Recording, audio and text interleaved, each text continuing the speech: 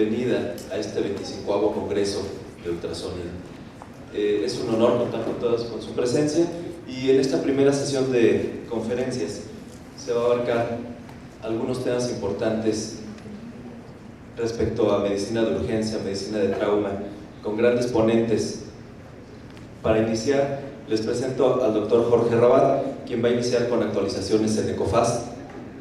El doctor Jorge Rabat, quien es actualmente presidente de la Federación Latinoamericana de Ultrasonido y que ha tenido una gran trayectoria en cuanto a estudios y en cuanto a participación en grandes congresos internacionales de urgencia, cirugía y trauma. Le damos la bienvenida al doctor Jorge Rabat.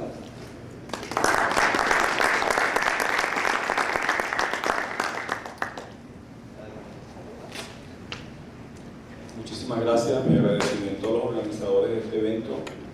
Me siento muy honrado y feliz de estar celebrando con ustedes sus 25 años. Creo que para una sociedad la convierte en adulta. Después de haber pasado 25 años haciendo eventos, uno se siente que ya es maduro. Es mi primera vez en México dando conferencias de ultrasonido. He estado en trauma, en cirugía, y siempre que vengo hablo de ultrasonido. Bueno, este es el río Orinoco, es el río más caudaloso de Venezuela. Está enfrente de mi ciudad y es la parte más angosta de este río. Tiene entre 800 y 1000 metros en esta parte, pero en su desembocadura en el delta tiene 22 kilómetros. Bueno, es uno de los ríos más grandes de América Latina. Vamos a tratar de hablar de ECOFAST. Este es mi hospital, un hospital de aproximadamente 600 camas, donde se hacen todas las especialidades, un hospital universitario. Es la Universidad de Oriente, la cuna de la medicina en el oriente de mi país, donde hacemos desde hace muchos años la práctica hospitalaria, la práctica del trauma, la cirugía, y hacemos ultrasonido intervencionista desde el año 1990. El trauma es un problema de salud pública. A mí me gusta explicarlo porque la gente a veces no le da importancia, cree que es más importante el SIDA que el trauma, pero ustedes van a ver que no es así. Es una pandemia mundial y una de las principales causas de muerte, de discapacidad, y tiene una distribución desigual a nivel global, nacional y local, o sea que es muy diferente de un país a otro. Sus factores están relacionados con la conducta humana y son variables socioeconómicas, sociosanitarias, laborales, políticas y culturales. Para el 2010, fíjense que la carga global de enfermedad que produjo el trauma, en total, la carga global fueron 2.400 millones de personas y 361 por cada 100.000 habitantes estaban enfermos. De ellos, 278 millones, o sea, el 11% de esa carga global de enfermedad fue atribuido al trauma. Los accidentes de tránsito ocuparon el 29% de ese global. Las caídas del 12%, la violencia interpersonal del 9-16%, pero en América Latina es la primera causa. O sea, este porcentaje global en el mundo, en América Latina, en América Central, Caribe y en el África, pues no se cumple. Es la primera causa del trauma. Fíjense que cuando hablamos de accidentes de tránsito, nosotros siempre pensábamos que los hombres manejábamos mejor que las mujeres, y resulta que es totalmente falso. Los hombres tienen mucho más accidentes y los accidentes son más mortales y producen más problemas de discapacidad. La violencia interpersonal también, los hombres son mucho más afectados que las mujeres. Ellas manejan mucho mejor a los hombres y evitan mucho más los accidentes y los traumatismos. Esta es una pandemia que no podemos olvidar. Fíjense que América Latina tiene un país que es el segundo en el mundo en accidentes de tránsito, que es República Dominicana. Cuando presenté esta estadística ya no me lo podían creer. Esto es mortalidad por 100.000 habitantes. Venezuela no estamos lejos, siempre estamos cerca de los desastres, estamos en el 4º lugar. Y México está más allá, tiene 12,3 muertes por 100.000 habitantes, está en un lugar, en cuanto a accidentes de tránsito, pues por debajo de otras estadísticas en América Latina. Según la Organización Mundial de la Salud, las principales causas de mortalidad, de letalidad, son conducir bajo los efectos del alcohol, el exceso de velocidad, el no utilizar el cinturón de seguridad, el no usar el casco protector, no usar sistemas de retención para niños, ¿verdad?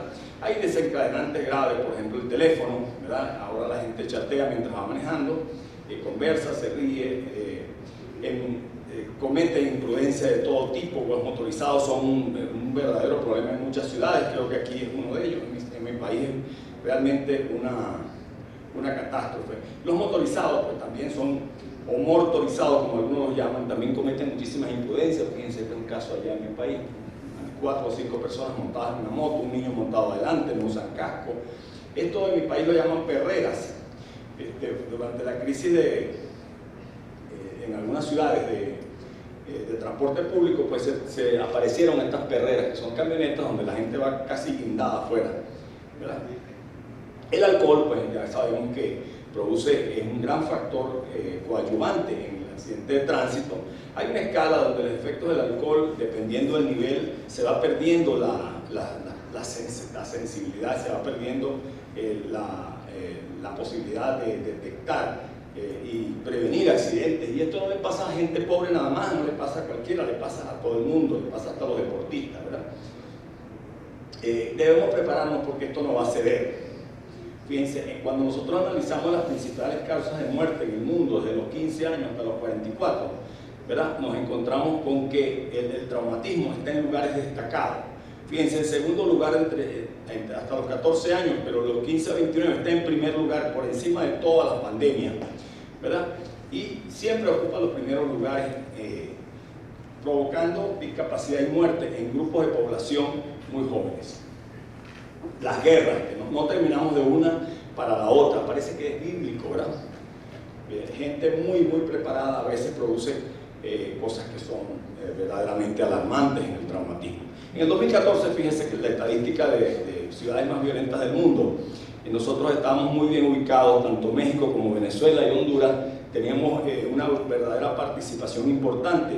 Esto cambió el año siguiente, en el 2015 nosotros no podíamos quedarnos atrás, ¿verdad?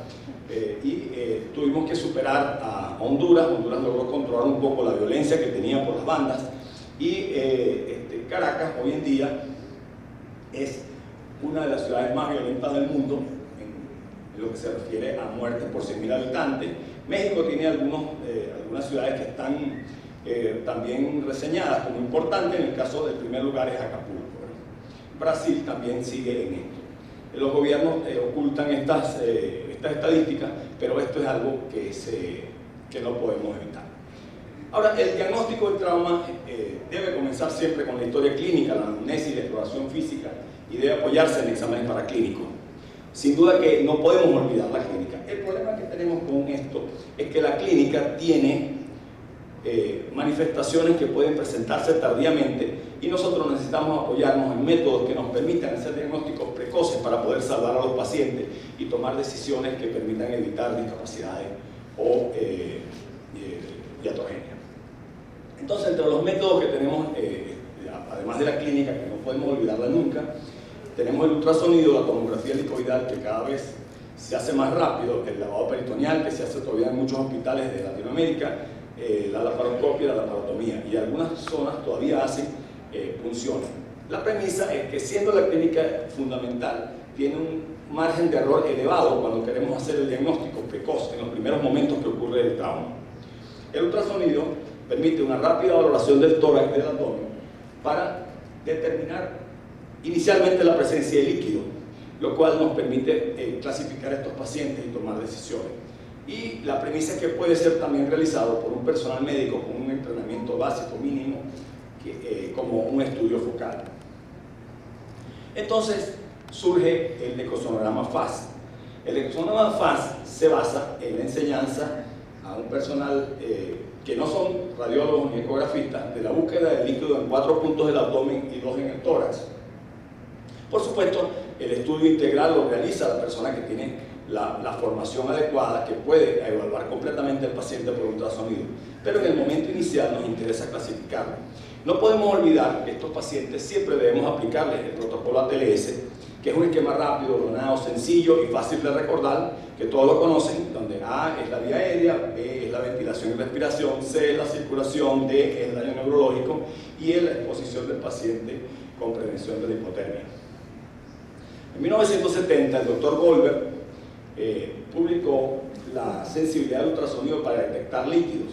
Posteriormente Christensen hace el primer reporte de ultrasonido en trauma, y en 1976 Asher y colaboradores hacen un trabajo interesantísimo estableciendo criterios ecográficos para las lesiones esplénicas que aún hoy en día, después de 40 años, siguen vigentes, como son el aumento del tamaño del vaso, la irregularidad de los bordes esplénicos, el contorno esplénico libre, doble, y el líquido libre.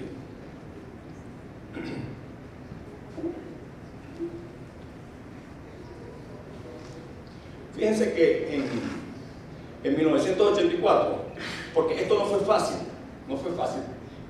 para que un cirujano entendiera que el ultrasonido era importante en un paciente traumatizado, no fue una cosa sencilla. No era fácil que el radiólogo, el emergenciólogo o el ecosonografista se lo pudieran hacer entender. Se publicó trabajo en Tilly publicó en 1984, comparó la sensibilidad del lavado peritoneal con el ultrasonido con márgenes de especificidad y sensibilidad muy buenos. En 1995, Grace, Rosincli y colaboradores acuñan el término ECOFAS, referido únicamente al abdomen. El examen inicialmente se refería a la región abdominal y después fue referido como un estudio ecosonográfico focal en un paciente traumatizado. Y se publicó en ese año en la TLS. Fíjense qué adelantados estaban, que hoy en día, ahora, en esta época, estamos hablando de ultrasonido en el punto de atención focal. Estamos hablando de ultrasonido point of care. Ahora, como algo nuevo, cuando esto en aquella época ya se estandarizó como una técnica importante y no nos creían que podía ser algo valedero. Quiero hablarles un segundo de lo que es la obra dorada. Es un tiempo imaginario en el cual un lesionado que tiene serios traumatismos tiene un alto porcentaje de sobrevivir. Es una hora crucial. En esa hora nosotros podemos salvar al paciente y disminuir sus complicaciones y sus secuelas. El paciente debe recibir entonces atención hospitalaria dentro de esos primeros 60 minutos contados a partir del periodo que ocurre el traumatismo. O sea que el desplazamiento del paciente a las unidades de emergencia es muy importante. La evaluación inicial debe ser rápida, las lesiones, y se debe establecer en ese momento qué vamos a hacer con el paciente. Recuerden que la hipovolemia mata en horas, los problemas ventilatorios matan en minutos, pero la vía aérea mata en segundos. No podemos olvidar esta premisa. Entonces, en el ecosonograma FAS, evaluamos rápidamente en un periodo de 2 a 5 minutos 4 puntos del abdomen y del tórax en búsqueda de líquido. Hay una regla que utilizamos, que es la regla de las P, que se la enseñamos a los residentes, que es perihepático, periesplénico, pericárdico, pélvico. Entonces, es muy sencillo. Nosotros vamos a buscar es la presencia de líquido intraabdominal o intratorácico. Y nos referimos a los 4 espacios que dijimos: perihepático, pericárdico, periesplénico y pélvico, ¿verdad? De una vez, cuando hacemos el perihepático y el periesplénico, nosotros revisamos el tórax. Entonces, ¿qué le enseñamos a nosotros al personal que está comenzando? Le enseñamos cómo debe ser la interfase normal entre el hígado y el riñón, y cuando se presenta una línea ecolúcida o anecoica entre ellos dos, nos está indicando que hay una presencia de líquido, aunque no sepamos qué tipo de líquido es ni a qué se debe. Igualmente, cuando evaluamos la parte pericárdica, nosotros evaluamos si hay líquido pericárdico, si hay derrame pericárdico, y después les voy a hablar de algo más sobre esto. En la parte periesplénica vemos si hay líquido alrededor del vaso, ¿verdad? O entre vaso y riñón, en esta zona, alrededor de ella, y en la pelvis vemos si hay líquido en el fondo del saco vesicorrectal o vesicuterino. Entonces, esto se hace en unidades de trauma, ¿verdad? Con equipos de cualquier tipo, desde los más grandes hasta los más pequeñitos, hasta equipos portátiles, equipos de mesa. Ahora hay equipos inclusive que funcionan con los teléfonos celulares, que únicamente compras el traductor y por Bluetooth lo interconectas. Entonces es muy fácil esta interfase. En cualquier libro está, se le enseñamos al residente y se le enseñamos con los modelos, con los pacientes, y esta tarde en la práctica vamos a hacer el entrenamiento. Entonces, cuando haya presencia de una imagen ecolúcida o anecoica en esta zona, pues nos está diciendo que hay líquido libre, y eso es un signo muy importante para, por supuesto, establecer criterios, y estos pacientes pueden ser clasificados.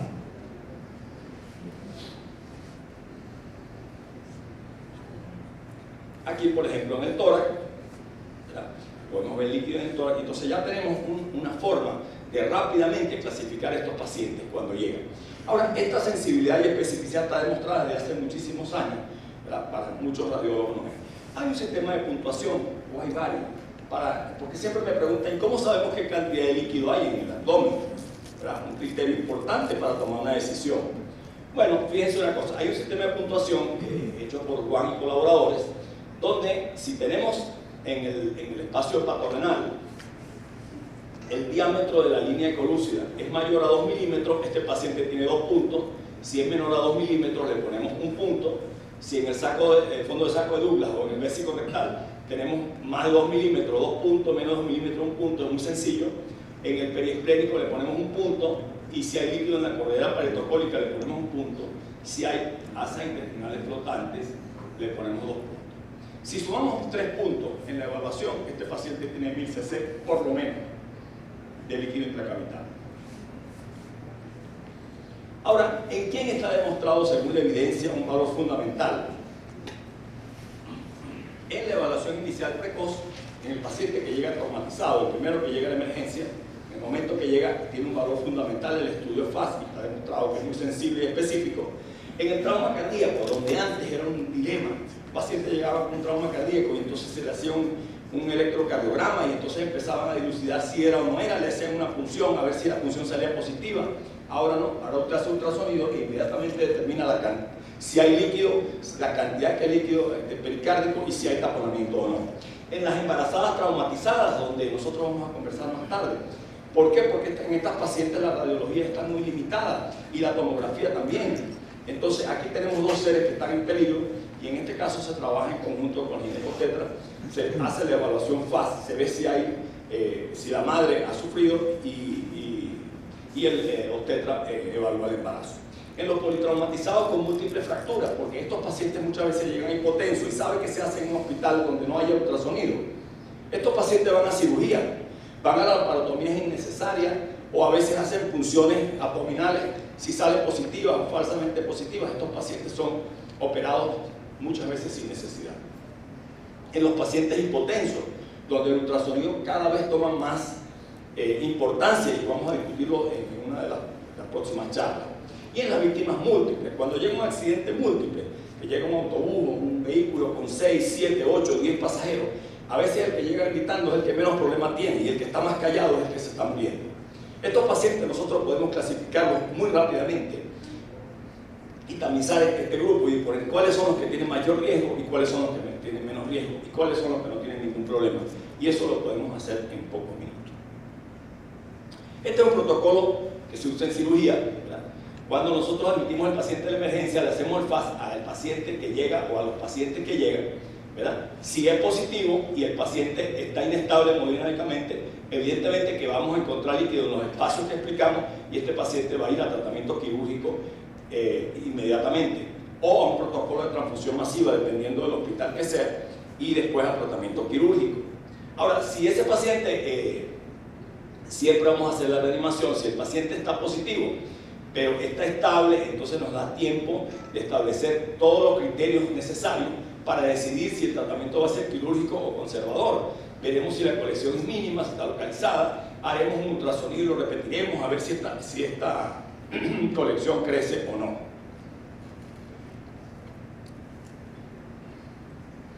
Y esto es lo que se ha llamado el ultrasonido ABCDE.